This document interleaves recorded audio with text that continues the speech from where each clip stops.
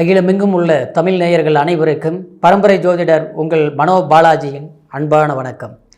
மிதுன ராசி அன்பு நேயர்களுக்கு செவ்வாய் பகவானின் பெயர்ச்சி. இந்த செவ்வாய் பகவான் பெயர்ச்சினால் உங்களுடைய ராசிக்கு எந்த அளவுக்கு ஒரு மேன்மையான யோக பலன்கள் மிதுன ராசி நேயர்களுக்கு கிடைக்கப் போகுது அப்படிங்கிறத பற்றி தாங்க இந்த பதிவில் இப்போ நாம் பார்க்க போகிறோம். முதல்ல பார்க்குறவங்களா இருந்தீங்கன்னா சப்ஸ்கிரைப் பண்ணி பெல் பட்டன் அழுத்தி ஆல் ஆப்ஷன் கொடுங்க. இப்போது செவ்வாய் பெயர்ச்சி அப்படின்னா மீனத்தில் இருக்கக்கூடிய செவ்வாய் பகவானாகப்பட்டது, அதாவது வரக்கூடிய ஜூன் மாதம் 1ஆம் தேதி மேச ராசிக்கு பெயர்ச்சி ஆகுதுங்க. மேசராசினா செவ்வாய்க்கு சொந்த வீடு, ஆட்சி வீடு மேசந்தாங்க. அதே மாதிரி விருச்சிகமும் செவ்வாய்க்கு ஆட்சி வீடு தான். இருந்தாலும் மேசராசிக்கு இந்த பெயர்ச்சி ஆகக்கூடிய காலகட்டம் ஆட்சி நிலையில் அமரப்போகுது. அதிகார பீடம் அப்படின்னா அதிகார பலம் பெறப்போகுதுங்க செவ்வாய் பகவான். உங்களுடைய ராசிக்கு செவ்வாய் பகவான் யார் அப்படின்னா கிட்டத்தட்ட லாபஸ்தானாதிபதியே உங்களுடைய ராசிக்கு செவ்வாய் தாங்க. லாபஸ்தானம் அப்படின்னா 11ஆம் இடம் பொறுத்திருக்கு. அதே மாதிரி இந்த லாபஸ்தானம் அப்படின்னா ஒரு பணவரவு, ஒரு தனவரவு, நமக்கு எதிர்பார்க்கக்கூடிய ஒரு காரியங்கள் ஜெயமாக்குறது, ஒரு அயல்நாடு சம்பந்தப்பட்ட, ஒரு வெளியூர் சம்பந்தப்பட்ட, ஒரு வெளி வட்டார தொடர்புகள் சம்பந்தப்பட்ட விஷயங்கள் எல்லாமே இந்த 11ஆம் இடம் கண்டிப்பாக நமக்கு ஒரு சாதக யோக பலன்கள் கொடுக்கும். குறிப்பாக சொல்ல போனால் மூத்த சகோதரன் ஸ்தானமும் இந்த 11ஆம் இடம் தான். அப்படி இந்த 11ஆம் இடத்துக்கு எத்தனையோ விஷயங்கள் நம்ம சொல்லலாங்க. ஏன்னா ஒரு ஜாதகத்தில் 11ஆம் இடம்ங்கிறது ரொம்ப ரொம்ப முக்கியம். ஆனால் உங்களுடைய ராசிக்கு, மிதுன ராசிக்கு உங்களுக்கு அதிபதி புதன் அப்படிங்கிறதுனால நீங்கள் எப்போவுமே அறிவு சார்ந்த விஷயங்களை நீங்கள் முக்கியத்துவம் கொடுப்பீங்க. ஒருத்தர்கிட்ட சண்டை போட்டு காரியத்தை சாதிக்கணும்னு நினைக்க மாட்டீங்க. அன்பால் சாதிக்கணும், அறிவால் சாதிக்கணும். இன்றைக்கி அவங்க ஒரு வார்த்தை, அடுத்தவங்க நம்மளை ஒரு வார்த்தை பேசிட்டால் கூட அவங்கள கஷ்டப்படுத்தாமல் அவங்களுடைய தவற அவங்கள உணரக்கூடிய ஒரு நிலையை உருவாக்கக்கூடியவங்க தான் மிதுன ராசி நேயர்கள். ஆனால் நீங்கள் மனசளவில் மற்றவங்களுக்கு நல்லது செய்தாலும், அதாவது மற்றவங்க உங்களுடைய மனசை காயப்படுத்துகிற அளவுக்கும் கஷ்டப்படுத்தக்கூடிய அளவுக்கும் கடந்த காலத்தில் பல சிரமங்கள் எல்லாமே மிதுன ராசி அனுபவிச்சிங்க. குறிப்பாக சொல்ல போனோம்னா உங்களுக்கு ஒரு 5-6 வருட காலகட்டமாகவே உங்களுடைய வளர்ச்சிகள் எப்படி இருந்ததுன்னா அதுக்கு முன்னால் இருந்த வளர்ச்சிகள் இல்லை. உங்களுக்கு ஒரு 60 வயசு ஆகுதுன்னு வச்சுங்களேன், உங்களுக்கு ஒரு 50 வயசு ஆகுதுன்னு வச்சுங்களேன். ஆனால் கண்டிப்பாக இந்த ஒரு 5-6 வருஷ காலகட்டத்தில் நீங்கள் எவ்வளோ சம்பாரிச்சும் நீங்கள் கணக்கு போட்டிருக்கலாம். ஆனால் எவ்வளோ சம்பாரிச்சு நம்ம எவ்வளோ மிச்சம் வச்சுருக்கிறோன்னு கணக்கு போட்டோம்னா ஒன்றுமே இல்லைங்க. அப்படி பார்த்தோம்னா நம்மளால் அவங்க வாழ்ந்தாங்க, இவங்க வாழ்ந்தாங்க, இவங்களுக்கு நம்ம உதவி செய்தோம், அதனால் நல்லா இருக்கிறாங்க அப்படின்னு நம்ம மனசில் வேணால் நினைச்சு சந்தோஷப்படுற அளவுக்கு வேணால் இருக்கும். ஆனால் எல்லாருக்கும் நம்ம உதவி பண்ணணும், ஆனால் அவங்க நல்லா இருக்கிறாங்க, ஆனால் நாம் நல்லா இல்லை. நமக்கு தொழில் ரீதியிலேயே பார்த்துட்டால் கூட எல்லாமே திறமைகள் இருக்கும். மிதுனராசினியர்கள்னால் கண்டிப்பாக படிச்சிருந்துன்னா மேல் உத்தியோகத்தில் அருமையாக இருப்பீங்க. ஆனால் புதனாதிக்கம், வித்தை, வெளிநாடு தொடர்பு, வெளி வட்டாரங்கள், அதாவது எழுத்து சார்ந்த விஷயம், அதே மாதிரி வெளி வட்டாரங்கள் சம்மந்தப்பட்ட, தொலைத்தொடர்பு சம்மந்தப்பட்ட, பேப்பர் கணிதம் சம்மந்தப்பட்ட எல்லா துறைகளும் நீங்கள் இருப்பீங்க. அந்த திறமை உங்ககிட்ட இருக்கும். படிக்காமல் இருந்தால் கூட, அதாவது படித்தவங்களுக்கு அறிவு சொல்லக்கூடிய நிலையில் இருந்து நீங்கள் ஒரு 50 பேர் வச்சு வேலை செய்யக்கூடிய ஒரு திறமையை இருக்கக்கூடியவங்க தான் மிதுன ராசி நேயர்கள். ஆனால் எல்லாம் இருந்து நமக்கு, அதாவது ஒன்றுமே விவரம் இல்லாதவங்களுக்கும், அதாவது தகுந்த ஒரு திறமை இல்லாதவங்களுக்கு கிடைக்கக்கூடிய ஒரு அங்கீகாரம், ஒரு மதிப்பு, மரியாதை தனக்கு இல்லை அப்படிங்கிற ஒரு நிலையில் நீங்கள் கடந்த காலத்தில் அனுபவிச்சிட்டிங்க. சிலருக்கு பார்த்தோம்னா தொழிலில் பிரச்சனை, அதே மாதிரி வேலைக்கு போகிறவங்க பார்த்தா நிரந்தரமாக ஒரு இடத்துல வேலை செய்ய முடியல. வேலையில் இடமாற்றம், தாவு மாற்றங்கள் நடந்துகிட்டே இருக்குது. ஒரு அரசாங்க துறையிலே நான் வேலை செஞ்சுட்டு இருந்தால் கூட அந்த இடத்துல பார்த்தோம்னா மன உளைச்சல் அதிகமாக இருக்குது, மன கஷ்டங்கள் அதிகமாக இருக்குதுங்க. எல்லாமே நம்ம எல்லாருடைய வேலை நம்ம இழுத்து போட்டு செய்கிறோம், ஆனால் நமக்கு நிற்கிறதுக்கு நேரம் இல்லை. அதனால் பரவாயில்ல சொல்கிறதுக்கு ஆள் இல்லை. அதோட பரவாயில்லைங்க, பரவாயில்லன்னு சொல்லனாலும் பரவாயில்ல. ஆனால் நம்ம அப்போவுமே நம்மளை நல்லவங்கன்னு சொல்ல மாட்டாங்க. அதே நேரத்தில் கரெக்டாக வேலை செஞ்சுருக்கிறேன்னு சொல்லிட்டு ஒரு வார்த்தையோட நல்லபடியாக சொல்ல மாட்டேங்கிறாங்க. அதாவது இந்த மாதிரி நமக்கு மட்டும் ஏன் நடக்குது அப்படிங்கிற அளவுக்கு சில மனசில் ஒரு வெறுப்புகள் உங்களுக்கு வரக்கூடிய ஒரு காலகட்டம் எல்லாம் சந்திச்சுட்டு தான் இருக்கிறீங்க. சிலருக்கு பார்த்தோம்னா பூர்வீகத்தில் பிரச்சனை, சொத்துனால பிரச்சனை, சொத்து பிரச்சனை இருக்குது, சொத்து இருக்குது, நமக்கு இன்னும் கஷ்டத்தில் இருக்கிறோம், ஒரு பிரச்சனை தீர்த்தோம்னா கண்டிப்பாக இந்த பிரச்சனையெல்லாம் விலகிட்டு ஒரு நிம்மதியான வாழ்க்கை வாழலாமே அப்படின்னு எதிர்பார்க்குறோம். ஆனால் பார்த்தா நமக்கு எல்லாம் இருந்தும் அனுபவிக்க முடியல, ஏதோ ஒரு சிக்கல்கள் உருவாகுது.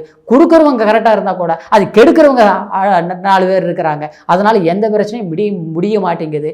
இது கடந்த காலத்தில் ஒரு வீடு கட்டலாம்னு எஸ்டிமேட் போட்டாலும் முழுசாக கட்டி முடிக்க முடியாத சூழ்நிலை, கட்டியும் அந்த இடத்துல குடியிருக்க முடியாத சிலருக்கு சூழ்நிலைகள், இந்த மாதிரி ஒரு தடுமாற்றமான ஒரு காலகட்டங்கள் எல்லாமே சந்திச்சிட்டிங்க. குடும்ப வாழ்க்கையில் பார்த்தோம்னா சிலருக்கு திருமண தடைகள் ஏற்பட்டு இருக்குங்க. திருமணம் முடியக்கூடிய தருணமோ எல்லாமே பார்த்து ரெடி பண்ணியாச்சு. ஆரம்பத்தில் கூப்பிட்டு பொண்ணு கொடுத்தாங்க.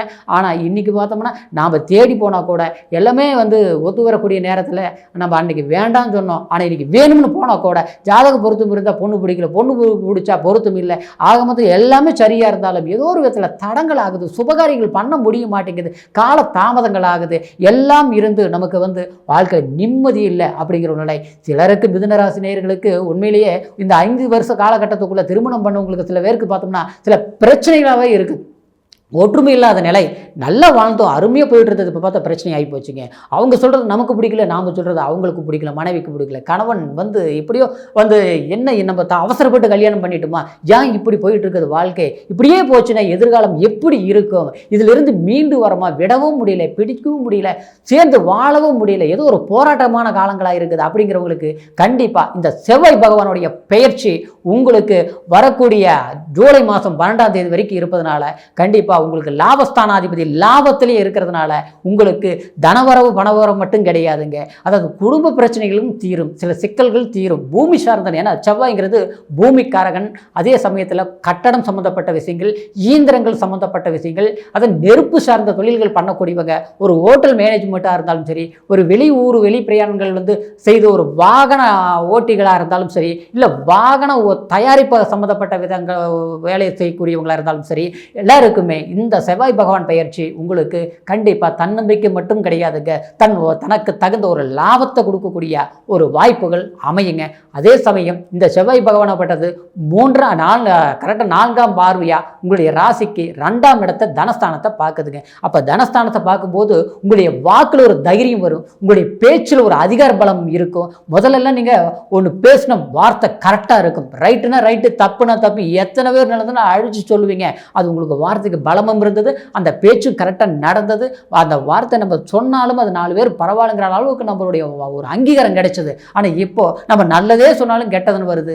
பணம் சம்பாதிக்க பணம் அந்த 2ஆம் இடங்கிறது எவ்வளோ சம்பாதிச்சாலும் நிற்க மாட்டேங்குது. வர்றது 10ல் எதிர்பார்க்கறது கிடைக்கல, ஏதோ ஒன்று தேடுறமே தவிர தேடல் நமக்கு நிவர்த்தி ஆகலை. இந்த மாதிரி தான் போயிட்டு இருந்தது. இந்த செவ்வாய்க்கு 11ஆம் அதிபதி 4ஆம் பார்வையா உங்களுடைய தனஸ்தானத்தை 2ஆம் இடத்தை பார்க்கறதுனால கண்டிப்பாக உங்களுக்கு லாபஸ்தானங்கள் மேன்மை அடையும், பேச்சு திறமை இருக்கும், அதே மாதிரி பொருளாதார வெற்றி கண்டிப்பாக கிடைக்கும். எல்லாத்த விட ஒரு வீடு சம்மந்தப்பட்டது, வண்டி வாகனம் சம்மந்தப்பட்டது, இதெல்லாமே மேன்மை அடையும். கடன் சுமைகள் இருக்குதுங்க, தீராத பிரச்சனைகள் இருக்குதுங்க, என்னன்னே தெரியலைங்க, 10 பைசா வரமாட்டேங்குது. ஆரம்பத்தில் பணம் கணக்கை பார்க்காம செலவு பண்ணினேன், அடுத்தவங்களை ஒரு கஷ்டம்னா போய் தேடி போய் உதவி பண்ணினேன், அது சொந்த பந்தத்துக்கும் பண்ணேன், கூட பிறந்தவங்களுக்கும் பண்ணேன். ஆனால் இன்னைக்கு நம்ம ஒரு கடனே கேட்டாலும் வரமாட்டேங்குது, நம்பிக்கை போயிருமோங்கிற ஒரு பயமாக இருக்குது. 4 பேர் மத்தியில் கௌரவமாக வாழ்ந்துட்டோம், ஆனால் இன்னைக்கு பார்த்தா அப்படியே இறுக்கடியாக இருக்குது, அப்படியே சமாளிக்க முடியலைங்க. அப்படிங்கக்கூடிய மிதுன ராசி நேயர்கள் சிலருக்கு கண்டிப்பாக இந்த காலகட்டத்தில் உங்களுக்கு சில வாய்ப்புகள், சில சான்சஸ் கிடைக்கும். எப்படின்னா ஒரு அரசாங்க சம்மந்தப்பட்ட விதத்துலையோ, நம்ம படம் நம்ம எதிரிகிட்ட பேசிக்கு அது வரமாட்டேங்குதுங்க, ஐயோ நம்பி கொடுத்துட்டேன் இன்னைக்கு துரோகம் பண்ணுறாங்க, கண்ணுக்கு தெரிஞ்சு பணம் வச்சுக்கிட்டு நம்ம பணமே நமக்கு கொடுக்க மாட்டேங்கிறாங்க, ரொம்ப காலம் வேலை செஞ்சுட்டு அந்த பணம் வரல அப்படிங்கிறவங்களுக்கு கண்டிப்பாக இந்த செவ்வாய் பகவானுடைய பெயர்ச்சி 7ஆம் பார்வையா உங்களுடைய 6ஆம் இடத்தை பார்க்குது. அதை மன்னிக்கணும், அதாவது உங்களுடைய 5ஆம் இடத்தை பார்க்குதுங்க. அப்போ இந்த 5ஆம் இடங்கிறது தனஸ்தானத்தை பார்க்குது. அப்போ இந்த தனஸ்தானத்தை பார்க்கும்போது தனஸ்தானம் பூர்வ புண்ணியாதிபதி ஸ்தானம், ஒன்று தனஸ்தானத்தையும் பார்க்குது, இன்னொன்று பூர்வ புண்ணிய ஸ்தானத்தையும் பார்க்குது. அப்போ பூர்வீக சொத்துக்கள் பிரச்சனை, நமக்கு சிக்கன பணம் காசு சம்மந்தப்பட்ட விதம், இந்த பிரச்சனை தீரும். சிலருக்கு புத்திரபாகியம் இல்லாமல் இருக்கிறவங்களுக்கு கண்டிப்பாக புத்திரபாகிய பலம் கைகூடி வருங்க. ஹாஸ்பிட்டல் போன மருத்துவம் பார்த்து எத்தனையோ பார்த்தங்க, எதுவுமே அமையலைங்க. அப்படியே இது வரைக்குமே எல்லா கடவுள் கோயிலுக்கும் போய் எந்த வாய்ப்புகள் அமையலை அப்படிங்கிறவங்களுக்கு புத்திரபாகியம் சம்பந்தப்பட்ட வாய்ப்புகள் அமையக்கூடிய இந்த காலகட்டமாக இருக்கக்கூடிய இந்த செவ்வாய் பகவான் பெயர்ச்சி உங்களுடைய ராசிக்கு குறிப்பாக சொல்லப்போனால் 6ஆம் இடத்த 8ஆம் பார்வையை பார்க்குது. அது இன்னும் அற்புதமான ஒரு பலங்க. ஏன்னா எதிரி, நோய் நொடி, சத்ருன்னு சொல்லக்கூடிய இடம். அப்புறம் கடன் பிரச்சனைங்க குறிப்பாக சொல்லப்போனால் சிலருக்கு கடனே நோயாக இருக்குது. சிலருக்கு பார்த்தா ஆரோக்கியமே சரியில்லை. வீட்டில் பார்த்தா ஒருத்தருக்கு நல்லா இருந்தும் இன்னொருத்தருக்கு உடம்பு சரியில்லை. மருத்துவம், மருந்து, மாத்திரை சாப்பிட்டுட்டே இருக்கிறோம், ஒன்றுமே கிளியர் ஆக மாட்டேங்குது. சம்பாதிக்கிறது பூரா வீணாத்தான் போக தவிர ஒன்றும் பயன்படுத்தல முடியுங்கிறவங்களுக்கு கண்டிப்பாக கடன் பிரச்சனை இருந்தாலும் தீரும், கஷ்டங்கள் இருந்தாலும் தீரும், ஆரோக்கிய சம்மந்தப்பட்ட விதத்திலும் தீரும். கல்வி படிச்சுட்டு இருக்க குழந்தைங்களுக்கு கண்டிப்பாக கல்வியில் மேன்மை அடைவீங்க, நல்ல மார்க் எடுப்பீங்க. எதிர்பார்க்கக்கூடிய ஒரு காலேஜ், ஒரு படிப்பு, இல்லை ஒரு ஸ்கூலாக இருந்தாலும் உங்களுக்கு தகுந்த இடம் நிச்சயமாக நீங்கள் எதிர்பார்க்கக்கூடிய ஒரு நிலை உங்களுக்கு அமையும். அதனால் படிக்கிற குழந்தைங்களும் ஆர்வத்தோட முயற்சிகள் எடுங்க. வெற்றி உங்கள் பக்கம் இருக்கக்கூடிய ஒரு வாய்ப்புகள் இந்த செவ்வாய் பயிற்சி அமைகிறதுனால உங்களுக்கு வரக்கூடிய இந்த ஜூலை மாதம் 12ஆம் தேதி வரைக்கும் சாதகமான பலன்களாக இருக்குது. சரிங்களா? அதனால் இப்போ நான் சொன்னது கோச்சார பலன் இருந்தாலும் உங்களுடைய பிறப்பு ஜனன ஜாதகத்தை ஒரு முறை பார்த்துக்குங்க. ஏன்னா உங்களுடைய லக்னம் என்ன தசாபுத்தி நடக்குது, அதே சமயத்தில் உங்களுடைய அதாவது செவ்வாய் பலம் ஜாதகத்தில் எப்படி இருக்குதுன்னு தெரிஞ்சுக்கோங்க. இதை ரெண்டு இணைச்சு பார்க்கும்போது முழுமையான பலன்கள் 100% இன்னும் கரெக்டாக இருக்குங்க. அப்படின்றதுனால நீங்கள் எங்கிட்ட ஜாதகம் பார்க்கணும்னு நினச்சிங்கன்னா கீழே இருக்கிற நம்பருக்கு ஃபோன் செய்து பிறந்த தேதி, பிறந்த நேரம், பிறந்த ஊர் இது மூணையுமே தெரியப்படுத்தி முழுமையான பலன்கள் தெரிஞ்சு அருமையான வாழ்க்கை, எதிர்கால வாழ்க்கை, அதாவது சிறப்பான எதிர்காலம் உங்களுக்கு அமையணுங்கிற ஒரு வாழ்த்துக்களோட மீண்டும் அடுத்த பதிவில் உங்களை சந்திக்கிற வரைக்கும் நன்றி, வணக்கம்ங்க.